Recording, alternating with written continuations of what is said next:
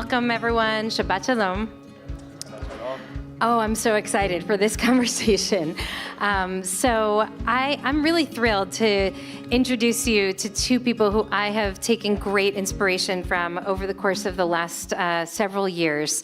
In my darkest hours of despair, when it comes to the reality on the ground and the future that we are watching unfold in the state of Israel right now, you are my hope. We're watching and we're witnessing what you're doing together. And I know that for me and for many American Jews, the fact that you are doing what you do every single day and that you're in the trenches the way that you are and that you're pronouncing the vision that you are putting forward is an incredible source of inspiration and source of hope for me and for our community and for so many of us. So I know that the work is incredibly grueling and difficult, and I know it's also very isolating and challenging.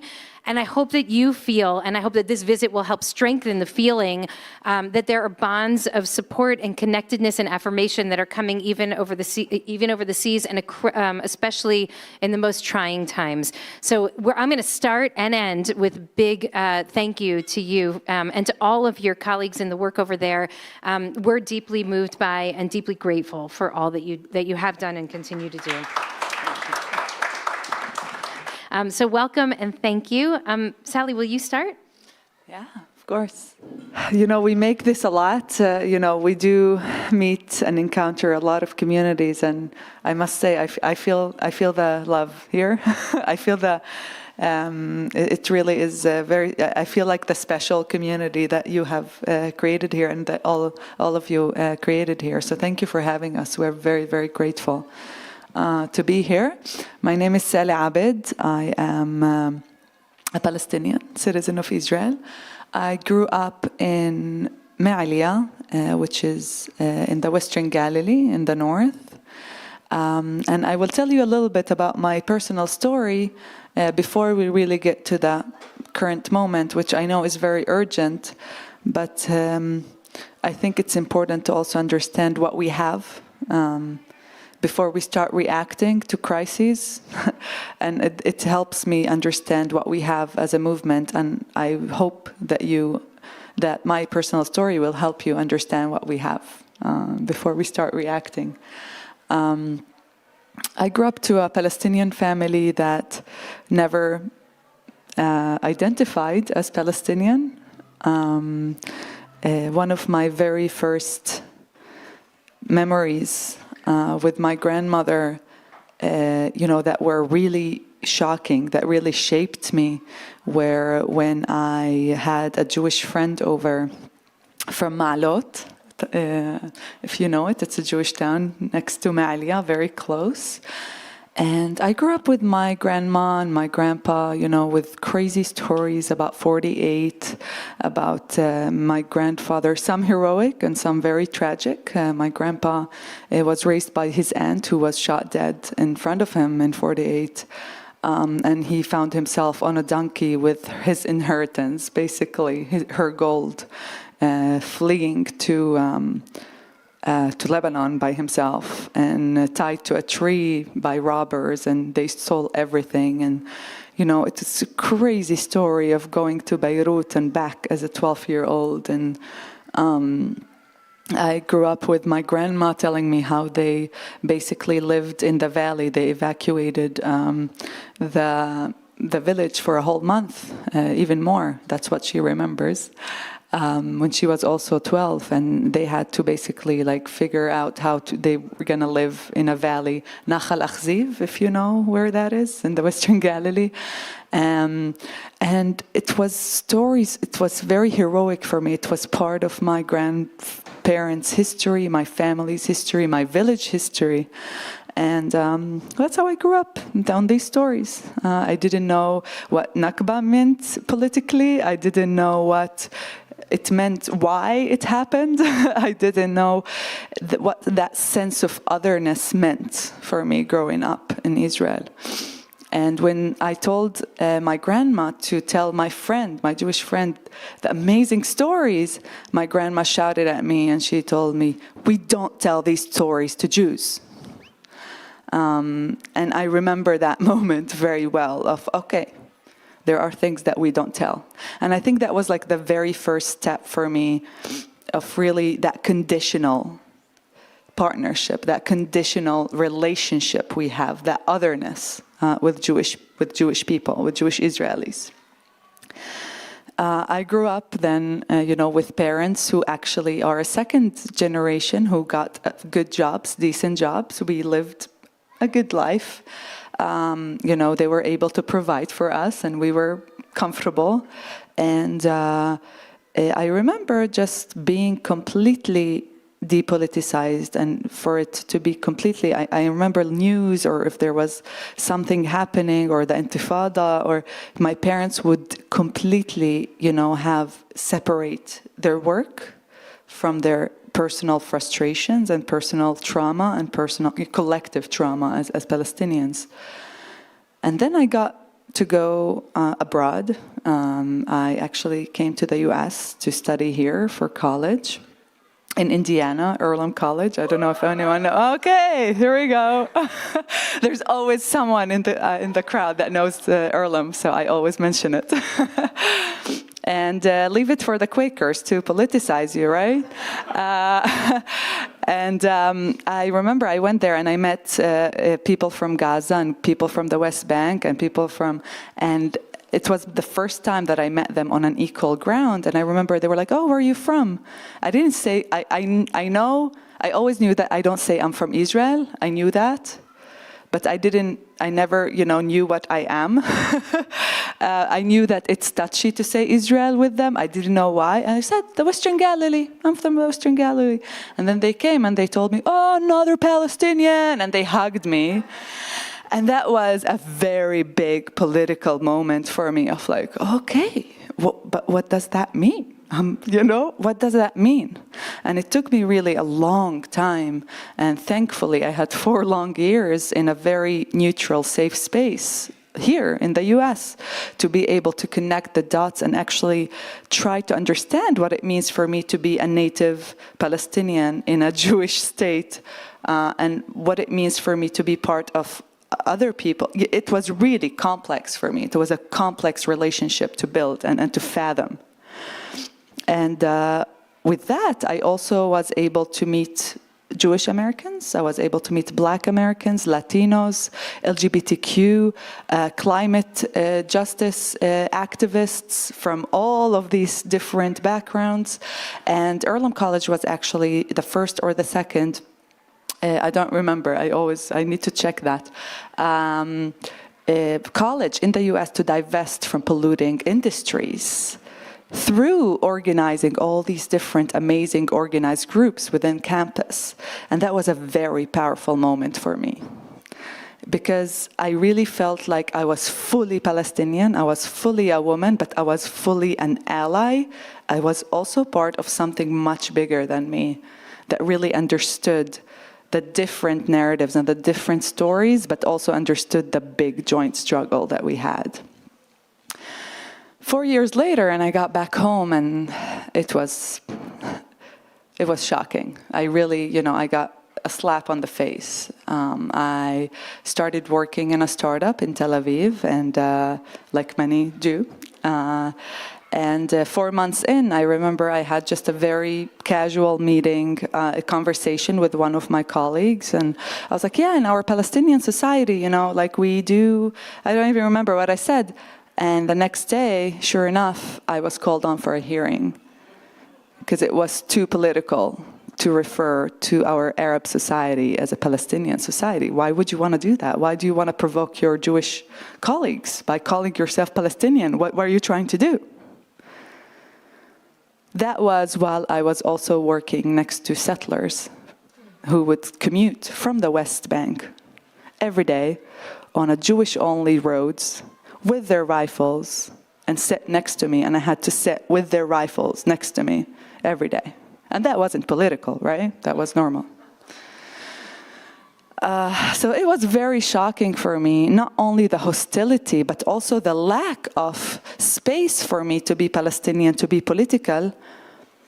And equally frustrating for me, the fact that I didn't have a space to advance my other interests like a normal person, a normal young woman in a society that grew up with a gay brother who's struggling with his prospects of family and relationships and marriage and kids, who is, paying at that time around 40% of my income in rent in Jaffa, in a very old apartment in Jaffa, and who would have to walk to work sometimes for 40 minutes because the bus wouldn't come from Jaffa to Tel Aviv, and who is, as probably, hopefully, a future mother, is extremely worried about climate crisis. And I was like, how can I be, where's my society? There's no society. I am not part of that. I'm not seen as a partner in any kind of struggle that can be progressive, that actually relates to my life and the lives of the people around me, in my society, in my Palestinian society, as well as Israeli one. And it really was very frustrating at that time. And my first invitation to this new majority that I wanted to be part of, to this new place that empowered me as a Palestinian, as a woman, but also as a young person living in a society, it was through Standing Together. And that invitation was in southern Tel Aviv. In 2018, there was a struggle to basically halt the deportation of asylum seekers, African asylum seekers, mainly from Sudan and Eritrea. And obviously, Bibi Netanyahu's government decided to deport around 27,000 people. And Standing Together, sure enough, went there and organized, southern Tel Avivans as well as northern Tel Avivans, and they completely changed the story from the story of us, the Israelis, and them, asylum seekers, dangerous, violent, to actually us, the residents of southern Tel Aviv, who have been neglected for many, many, many years, and asylum seekers who have been put there without any intention of actually assimilation or integration, and them, the leadership, the political leadership, the municipality, and the government. And we won. Standing Together was able to halt that. Yes. And my invitation to that rally was not just simply an event on Facebook or someone sending me. It was really the signs that were on that rally. There were signs in Hebrew and Arabic. And I really remember that being so powerful to me, like they see me as a partner, in this social justice issue that has nothing to do with me as a Palestinian, but has to do with all of us and the interest of all of us here. And they are inviting me to be a partner, not just the address of solidarity, which is amazing and powerful, but also a partner, which was very, very empowering for me. A couple of months later, there was the nation-state law where Standing Together mobilized thousands of people to protect my rights and my equality and my language and my status as a citizen. And, the rest is history, really, of how I got to be so active in Standing Together and be part of the leadership and understand that only through building, not only through solidarity of merely, Jewish-Arab partnership. It's so much deeper than that, of joint struggle and building a new majority in Israeli society, to build the political will, the political capital to fight oppression and inequality, and to also resist the occupation towards Israeli-Palestinian peace. And that's what we do at Standing Together. And that's how my story relates to our theory of change. And I'll leave it to Alon-Lee right now to talk about his story, which is very interesting as well.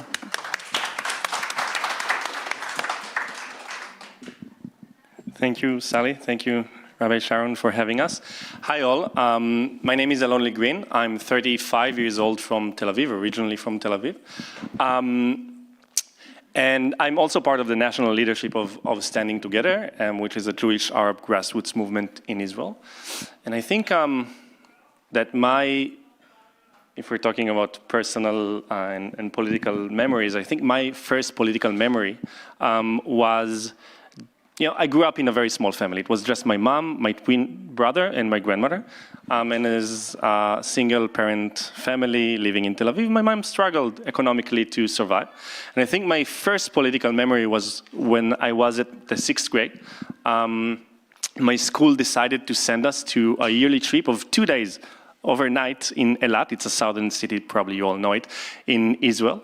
And I remember that the day before the trip, my teacher called out my name in front of the entire class and said that if my mom is not going to pay the fees of the trip, I'm not going to get on the bus the next morning.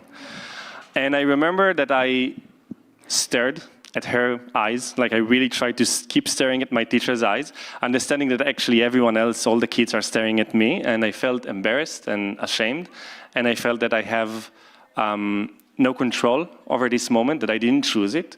And I think that that's a feeling that got with me a lot in my childhood. Living in Tel Aviv, which is actually a economic city, people living a quite well life used to. Now people are struggling a lot in the economics of Israel. And I felt different. I felt, I discovered I'm gay later on in the years. And it's a feeling that really went with me. When I was in my last year of high school, I started working in a coffee shop in Tel Aviv. It was one of the biggest coffee shop chains in Israel, the Coffee Bean and Tea Leaf. You probably know it from here in LA. It's probably the the only place in the world people really know this place. And they used to be big in Israel. And as a young person, the only option you have is to work in a coffee place. You don't need a lot of training and experience. And I remember working there for my first month, working extra hours, working there on Shabbat, working there at night shifts, and I got my first pay slip, and I saw that I didn't get paid for that, even though the law requires that you get paid for extra hours and for working at night and for working at Shabbat. And I came to my boss there and I told him, listen, I did all these hours in that requires me to get paid for them.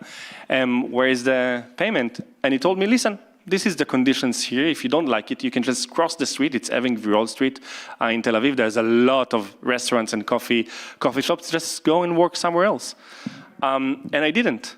I unionized the workers instead. We've built the first ever union of dining industry workers in Israel.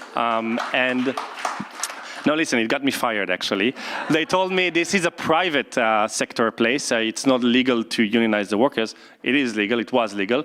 So we took them to court with the Histadrut. It's the biggest union in Israel.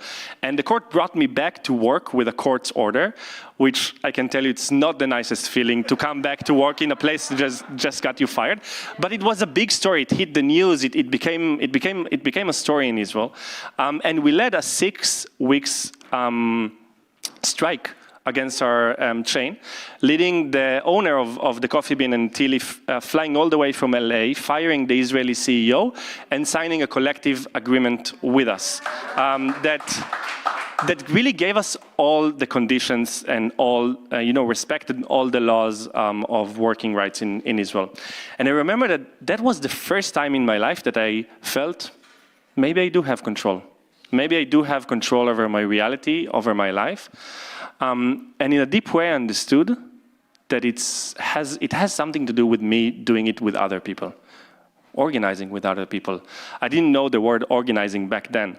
And traditionally, the Israeli society and the Israeli left lacks the tradition of community organizing as the way you have it here with the civil rights movement and a lot of different movements that use it methodologically to organize people. But I felt the feeling that I do have the ability to change my reality when I work with other people. One other amazing lesson that I got from this place was that it was 300 workers in this chain in Israel, and we were 5 people in the union that led the union. One of them, his name was Nazir. He was an Arab citizen, Palestinian citizen of Israel from Jaljulia. So one of the 5 people that led 300 workers, most of them, 99% of them were Jewish. One of them was Arab, and he got the trust of most of the workers in the chain. And I felt, okay, so maybe our interests are connected, and maybe it doesn't matter where you come from when you lead a fight to better your life. And there was a few dots that connected for me back then. A few years later, I was working in Parliament with someone that actually sitting here in the crowd. I was a political advisor for an MK, and I became part of the leadership of the social protest of Israel. Do you know what's the 10th protest, the social protest of 2011? Maybe tell. I will tell. So in 2011, there was a world wave of social and political protests around the world. It started with the Arab Spring, you all know it, moved on into the Indignados movement in Spain, moving to here in the US, the Occupy Wall Street movement. In Israel, we also had the social protest, but it was the biggest protest in the world, proportion-wise. At one night, we had 500,000 people out in the streets, out of 7 million citizens back then. If you will try to compare it to American proportions, it will be 23 million Americans out in the street in one demonstration. It was huge. It was a full summer of protests where people went out to the streets, built tent cities around Israel, demonstrated one week after the other, demanding, better lives, lowering the costs of living, and we had hope. We had hope. Of course we had hope because we felt like we have so many people out in the streets. Of course the government is going to provide us better lives, provide us better support for our lives and responsibility to the citizens. And we said, of course we're going to win. But we didn't. We lost miserably. Benjamin Netanyahu stood with the government and did nothing. And people went back to their homes. They started feeling despaired. They started feeling that we've tried, that protest doesn't work. And we experienced a huge wave of actually young people from our generation deciding to immigrate out of Israel, moving to Berlin, to New York, to London, to Paris. Tens of thousands of young people chose to leave Israel and felt that there's no hope. No hope left in Israel. And I was part of a group of the leadership of this social protest that decided that despite of this loss, despite of this feeling of lack of hope, we need to learn the lessons that we can learn out of this protest. One was a very political lesson. Do you know what was the main chant, the main slogan of this social protest? Probably back there you know. It was Ha'am Doresh Tzedek Chevrati. The people demand social justice. The way that we started using this slogan in the first rally of the social protest was a young Arab lawyer from Haifa, Palestinian citizen of Israel, coming to us on the first rally, telling, we had the normal chance of the social, organizations in Israel. And he said, just a few months back in Egypt, in the Arab Spring, in the Tahrir Square protests, they were chanting, El Shab Yurid Adala Ijtimaiya. The people demand social justice. And we looked at each other and we started chanting it, and tens of thousands of people were echoing it back, and it echoed back from the walls. And it was a revolutionary moment in Israeli politics. It was the first time where we used the word the people, Ha'am, El Shab, not in the context of the Jewish people, not in the context of the Palestinian people, but the people of Israel. The citizens of Israel that have the interest to change reality and to demand something, social justice, together. And that is the core politics of standing together, which we launched a few years later. That was a very important lesson for us.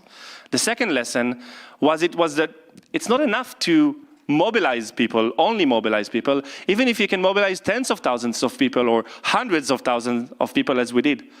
The most important question is what happens the next morning when people get back to their homes. How can you translate those energies, those dynamics into a political change, into a social change? How can you absorb the energy? So it's important to mobilize, but it's more important to organize. And that's why we built Standing Together as a movement that organizes Jews and Palestinian Arab citizens of Israel and tries to connect different struggles into one deep, ongoing, long-term struggle to change the Israeli society and to bring upon peace and equality and social justice. That's Standing Together, and we can continue to talk about it. Thank you. Okay, you see why this had to happen, why we had to have this conversation. So thank you. This is a great introduction for us. So can you share a little bit about your theory of change, especially in light of the Ben Gvir Smotrich ascendancy, this ultra right-wing, racist, ultra-nationalist government that just is now coming into power, and what happens to a movement like yours, which is, I think, such a profound counter-testimony to that, to the ascendancy of that ultra-nationalist right. So what is the theory of change, and how does your theory of change need to change now that you're no longer dealing with the previous government, but you're preparing to deal with the incoming government? Okay. Standing Together is actually, our theory of change will not change. We really believe that, we have a strategy. Our strategy has, been built since a year and a half ago, and we are enacting it for the next couple of years, and it's not going to be changing. With that being said, it is going to be much more challenging. I think a lot of our spaces are going to be much harder to work within. Standing Together, I'll tell you a little bit the context that our technical division, just so you understand how we actually work. We organize people locally through local chapters. We have 8 chapters throughout Israel, as well as student chapters on campuses, also 8 of them. We actually just expanded to 4 new student chapters in the peripheries, and I will tell you exactly why, especially in this moment. We need to get to the peripheries. And we also mobilize people nationally through our national leadership, as well as through, digital organizing and mobilization. And we do that around also anti-occupation peace efforts and peace campaigns, as well as social and progressive campaigns. Given the new government, I think, the people in Israel weren't just moving. They didn't just appear, and just jump right all of a sudden overnight. They were moved right. If you really look at the forces of, movements, think tanks, newspapers, media, so many things that have been heavily funded, organized strategically, methodologically over the years to actually move the Israeli public to the right. And we see that they're reaping their fruits. Is that how you say it? Is that yeah. And they won. They won. They are in government. We have one of the most, it's the most dangerous government, in my opinion. A government that, for me, as a Palestinian, living in a, in a place where the 3rd largest party is a Kahanist Jewish supremacist party, is an extremely concerning, deeply frightening reality for me. It's deeply frightening for me, for my Palestinian people in the occupied territories, waking up every day to yet another shot dead Palestinian young kids. East Jerusalem, just crazy violence, police brutality. It's really scary. It's also scary for me as a future mother, a future person living in Israel. It really is extremely scary, and I'm only saying that is because it can be a little bit paralyzing to understand the gravity of the situation. With that being said, we also understand, a lot of people ask us, but like everyone, half of the people, unlike other industrialized, developed countries, the young people in Israel are right-wing. unlike any other place. What are you going to do with that? And our answer is they were not just born right, they were moved right because of lack of alternatives. The left in Israel has failed young people, the younger generation in Israel. They have failed them.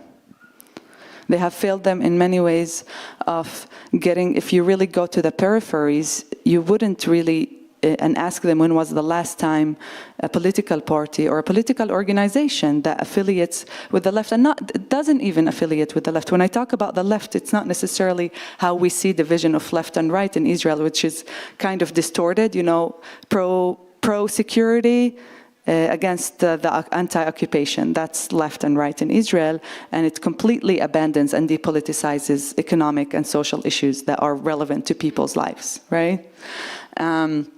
And we need to start thinking, how do we get to these people and give them, we can't just tell them you're racist and you voted in a racist government. What you need to tell them is give them an alternative politics, an alternative political story, and alternative solutions to their very real problems.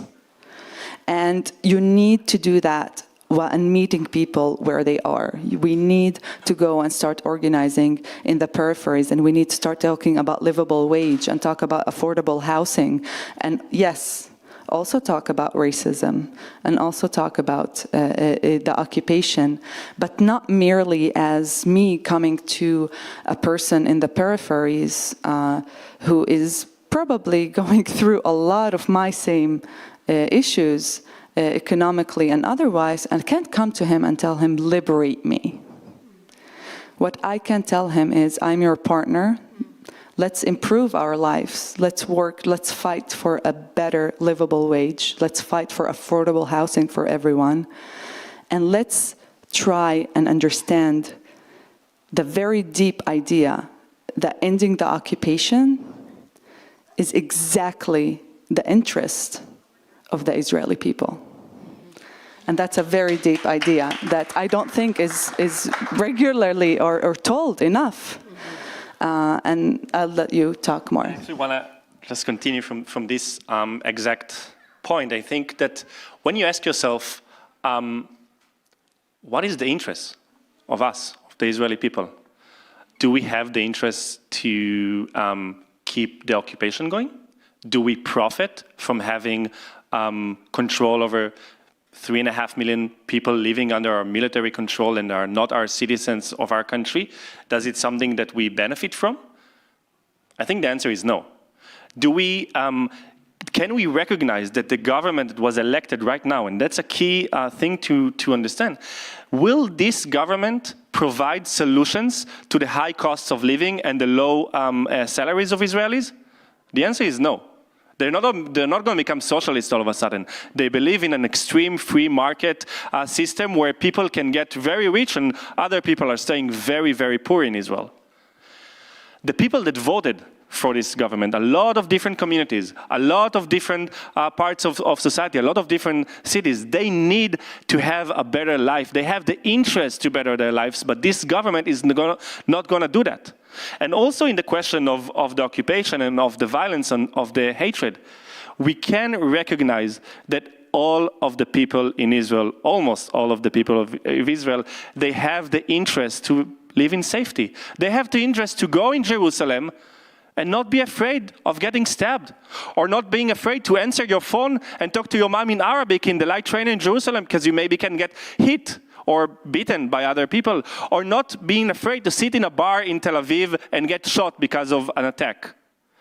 This is an interest that is common to a lot of people in Israel, and we can build a majority around that. We need to reclaim the word security, safety. We need to reclaim the word peace into a place where we talk about the interests of people and not only about moralities that can go above people's head. And you say, the occupation is not moral. Yes, it's not moral. But we also need to stand in solidarity with Palestinians, but most of all, we need to stand in solidarity with ourselves and understand that we have a deep interest to end occupation and not to have all these settlers, NGOs that bring a lot of money, foreign money from here, the US, to Judaize East Jerusalem, this kind of settler NGOs that do it very, very strictly. That is not our interest. That is not our interest. It works against the interests of Israelis. And there's an opening there, if you understand it, that the people will not get from this government what they need. It's time to isolate these people, the racist leaders of this new government, from the people that voted them in, and create a conflict there. That's what we need to do. I've been thinking about what power American Jews have here, and it's very minimal, and it's getting we're less and less powerful. It used to be that if American Jews rose up really angry about something happening in Israel, you might see that things would shift a little bit, and now the evangelicals are much more important to the Israeli government than American Jews. We're we're a pain in the ass. We're not exactly seen as this great force.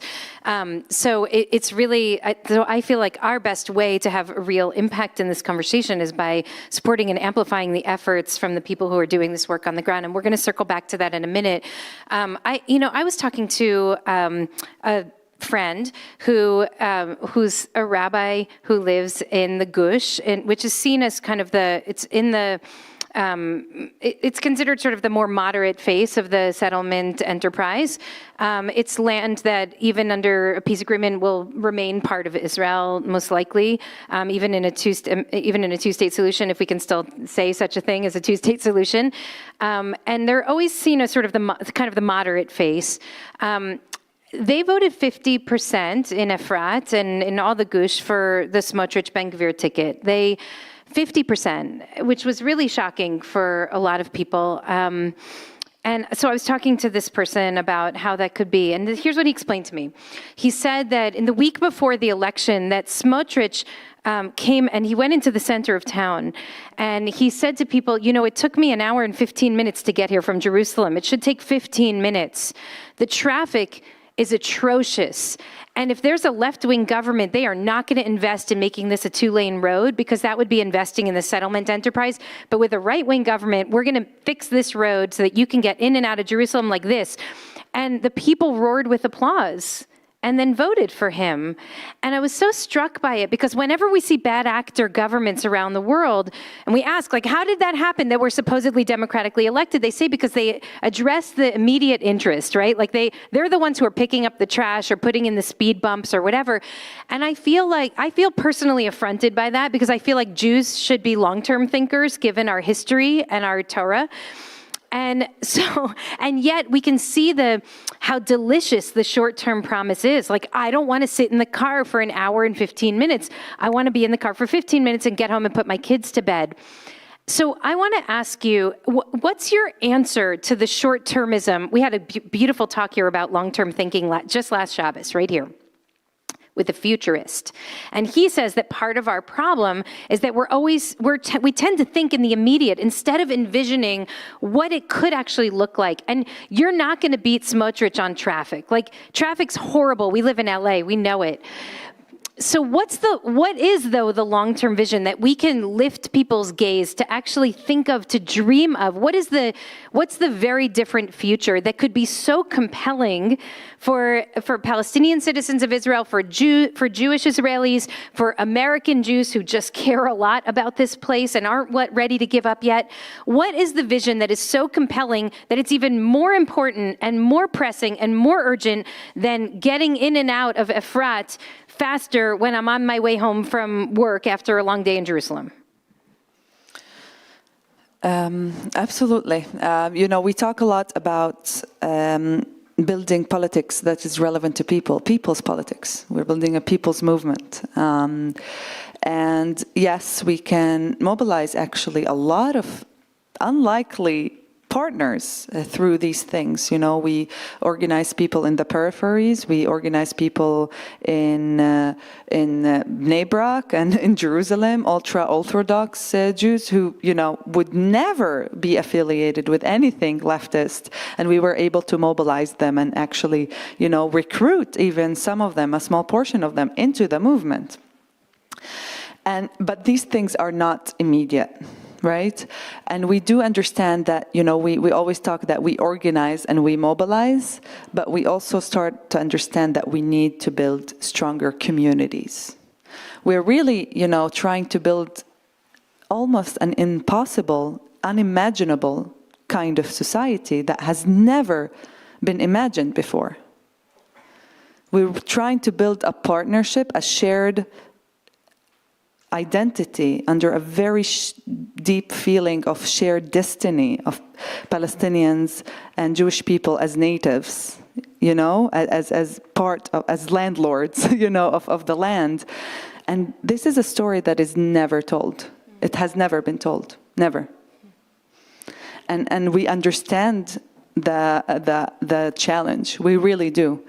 And in order to build that kind of identity and that kind of political imagination, you need the political story through livable wage, you need it through affordable housing, even climate. We do a lot, like every week, and we get people together and we talk. A lot of our work is about the political imagination for people, but we also understand that we need two things. One, when there's crisis, when there is the deep polarizing moments, like May of last year, May 2021. I don't know how many of you know what happened then. It was also a war, aggression on Gaza, retaliated by rockets on Israel. And there was our streets in Israel, in the binational mixed cities, were on fire. Literally, they were on fire. It was very difficult. And I think standing together was able to create that immediate it's almost impossible to be in the middle during these times. It's very, very polarizing. And I don't think historically, if you look at historically polarizing moments before 2021, there was no one in the middle on the streets during these times. When there was a ceasefire, then yes, some, peace movements, they would go out and talk about, but then when there were, aggression and there was attacks, and Israel was attacked, no one was talking. Because Palestinians were not allowed to hurt or even be Palestinian during that time, right? You will be beaten up. I personally got hundreds of death threats during that time for just speaking out as a Palestinian. I'm also not allowed to be Israeli, even though I spent all-nighters in shelters and, my streets were also on fire. I was also arrested, but, very, very shortly before that. And it was very difficult for Jewish people to be in the middle. Because they are faced with hostility, with treason almost, right? Like, what are you doing? They're attacking us. And to build that new story during that time, we provided a very immediate response of safe space in the middle that refused to be polarized. And I'm not pretending like we know exactly what that means, right? I'm not pretending like, oh yeah, like my Palestinian narrative and his Jewish narrative, but it works very well in this space. No, it doesn't, okay? We have a lot of different things to navigate, a lot of complexities to navigate. But I think that, and that takes me to the second point that we do, is we need to build communities. I think that we lack, we always talk about coexistence in Israel. Coexistence is really, existing on parallel, spaces, not actually integrating, not actually sharing much other than maybe the supermarket and hospitals, which is also important. I'm not underestimating that, but we need to build shared communities, mixed shared communities. And we are trying to do that through our local chapters to provide people with that safe, organized space to be courageous enough to navigate those complexities, and those communities to be able to also provide mutual aid and to provide volunteering and provide activities in the community to be able to do them together. And yes, it also includes during COVID, our chapters actually delivered food packages for people who in need. They helped the elderly. They helped clean things. They helped so many people, you know, just immediate need. Just being there and telling our story, just the mere presence as a community, as a shared community, works on the political imagination and also provides the need. Sorry, No? I want to just, as you're speaking, I'm going to turn to just a couple of questions because the hour's growing late. But I just want to say, as you're speaking, I remember being here on one of the Shabbatot during May of 2021. And I was speaking about, I don't know if any of you remember this, but my daughter was preparing for a big interview, and one of her friends told her, whatever question you're asked, you should answer by saying, I reject the premise of the question.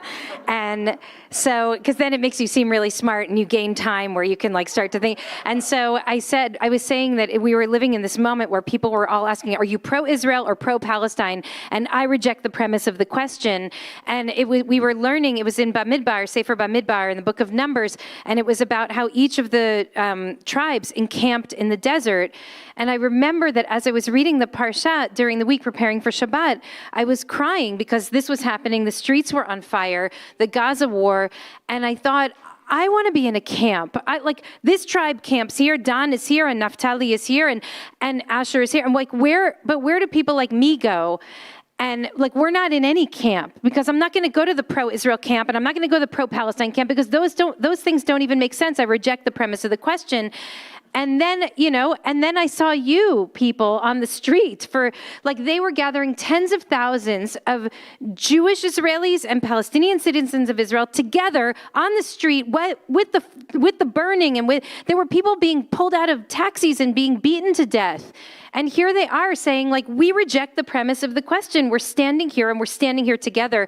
And I thought, oh, that's my tribe, right? Like, that's our tribe. It's the people who are willing to stand in the breach in between these made-up realities, that this false binary. And aren't we living in a time where we understand how these binaries are so destructive to our identities, and instead thinking in a more fluid way about who we are and who we can be? So I'm so grateful to you for taking to the street during those days. And I know it jeopardized your life.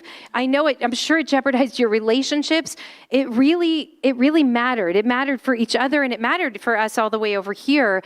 And I'm so moved by that and grateful for that. I know that folks might have a couple of questions, so let's take just a few, and then we'll and then we'll pull to a close, knowing that I really hope this is only the beginning of our relationship, and of our connection between your organization and our community and the broader American Jewish community as well. I'm wondering, Sally, you were talking about, those moments where, like, you're in the room and there are these tensions. Like, there's so much that we can do together, and how do you work through the conflict? Do you have a way that you think about working through conflict to be able to keep moving forward? And Andrea, if I can just give a word of context, I mean, Andrea is one of the leaders in our city in Jewish-Muslim relations and working with New Ground and really helping to build beautiful bridges between the Jewish and Muslim communities here. So if that context is helpful.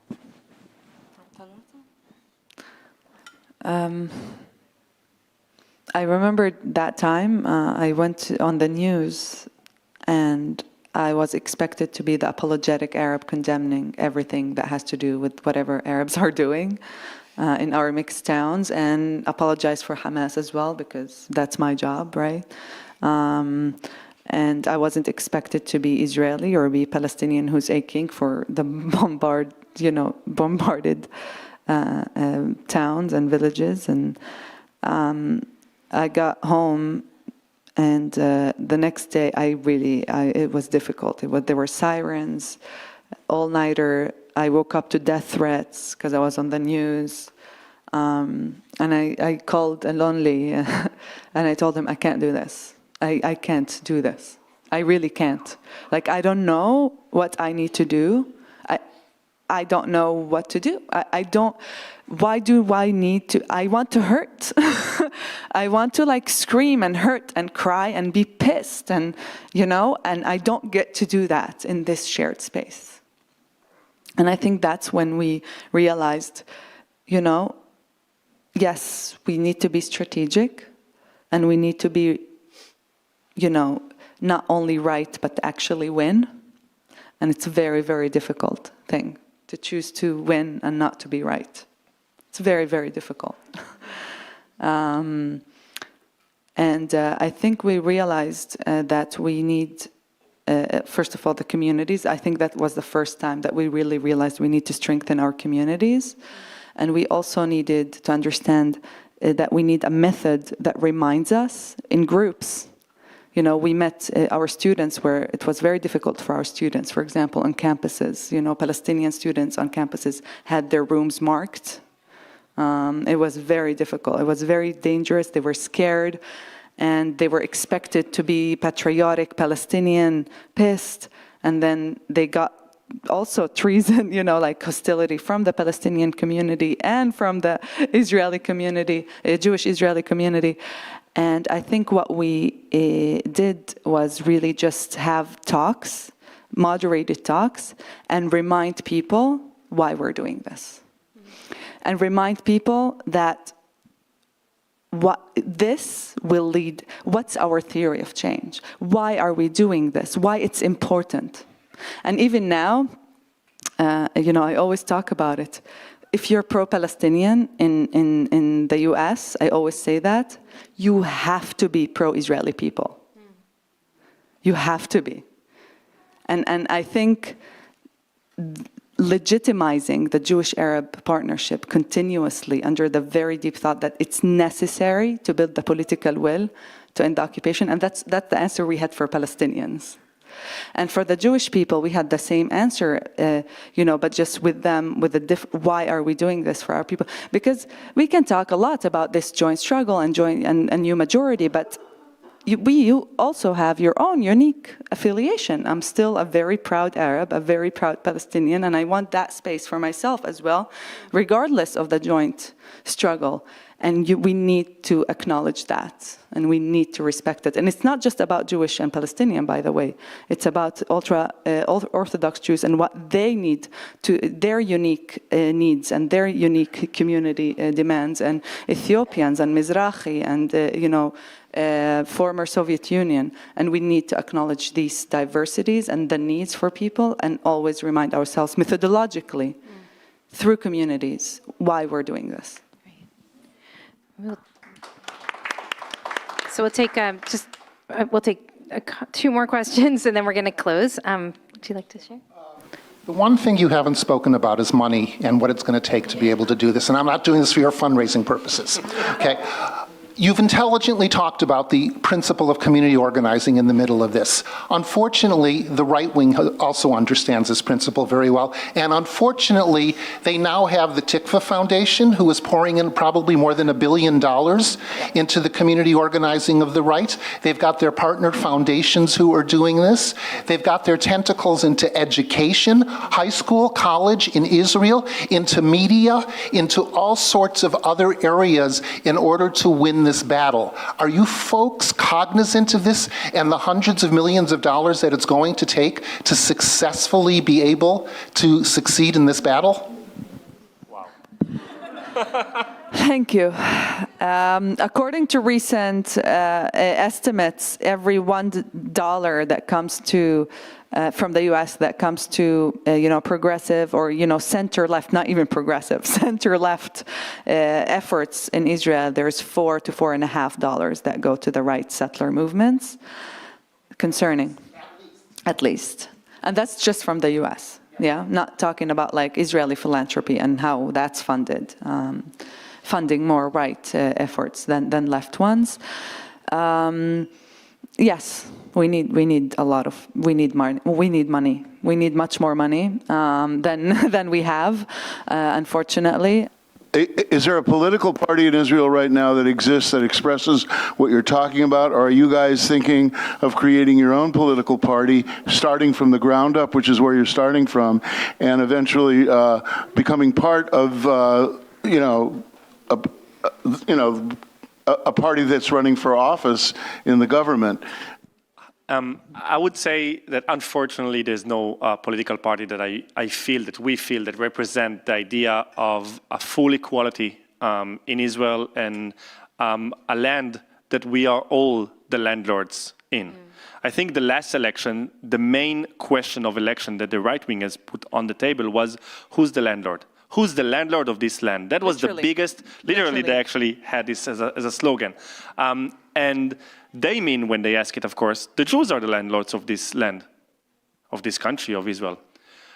We say that we are all the landlords of this place. This home is the home of all of us. And it means something deep. It means that the ownership is shared. And I think when we look at the Israeli left, that got shrank until the moment where there's only 4 seats of the Jewish left and another 5 seats of the Arab left, and that's it. And all the rest is center.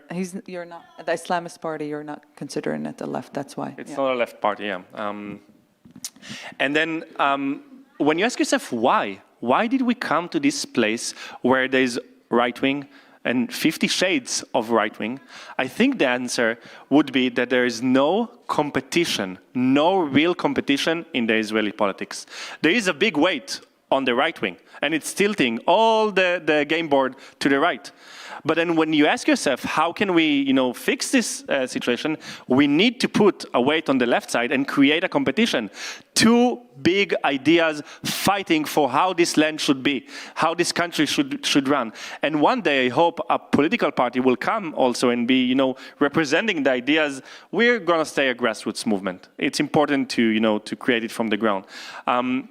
And I will tell you in a second why it's also important to stay a grassroots movement. But we need to create a competition in politics and to say, while the right wing is saying we need to preserve the status quo, to preserve the occupation, to have millions of people living under the military control of Israel, but without being citizens or without having the right for independence, we say no. They have the right to independence. Every man on this land have the right to equality, to independence, for freedom.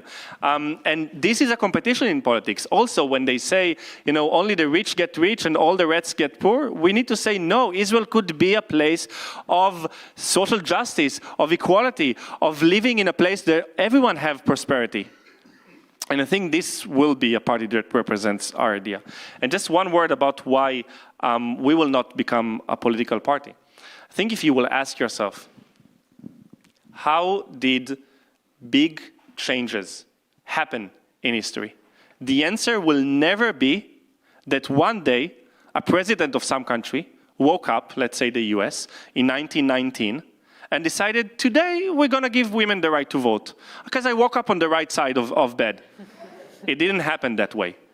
It happened because of an organized struggle of many, many years of women that sacrificed their lives, their homes, their families, got arrested, beaten, kicked out of their homes by their husband, and they decided to do this struggle and organize to win. That's why you got the 20th Amendment? Yeah, the 20th Amendment. And we need to have this ability to organize people for the long term and to push the change we want to see on Parliament. If we will be 4 Parliament members in Parliament, it will not have the same effect. I did just want to say that we are trying to grab power, electoral power. We are running for student unions. We're, we want to run and actually, be able with other partners to take over, the National Student Union, which has a huge public political way. We also are training local leaders in mixed cities and Palestinian and Jewish cities in the peripheries to run for municipalities for next year. So we are trying to grab power. We just don't think that the political power translation of it on the parliament level is it's just have to happen more organically. Everything that you've suggested about youth movements and newspapers and building and expanding the vision of people who believe that through love we can create a different kind of future is exactly the side of history we should be standing on. So I thank you. Thank you very much for having me. Blessings to you. Blessings. Thank you everybody for sticking around.